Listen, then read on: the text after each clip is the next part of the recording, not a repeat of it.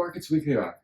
And well, friends, Ariella and I, we are back from RIU, and yes, we are a little bit tired, but we do have a lot to share. And let's start out with themes, because we always like to look at things from top-down approach.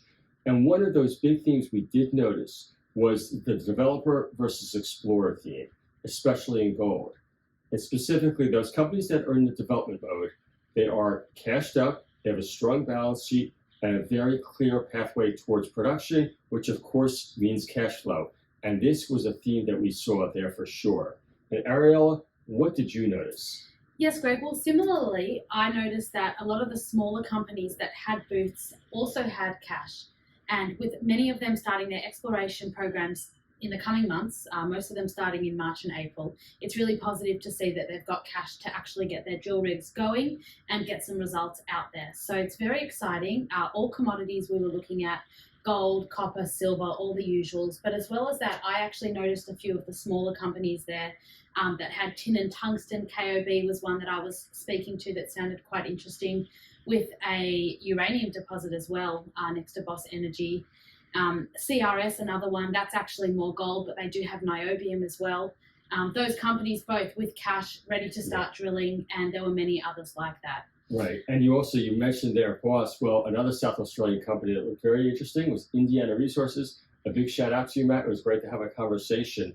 And another aspect we saw this time around was a lot more investors, Ariella, didn't we? Yes, that's right. We bumped into many Ignite Equity and 180 Markets investors, and as well as that, new investors just from around, people that are getting back in the game. The auditoriums were full. Yes, I'm not sure if you went in there, Greg, but I did have a peek. Yes. I do prefer speaking to people in person, but it was great to see. And broker turnout, just the positive sentiment around markets this year with commodity prices strong. While they are volatile, obviously, it was great to see.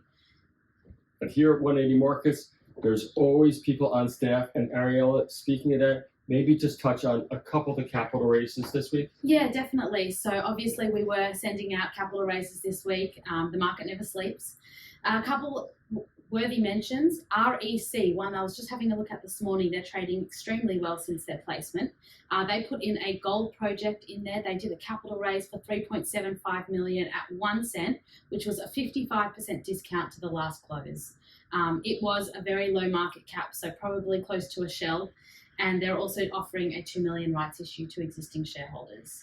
So it'll be interesting to follow that one along.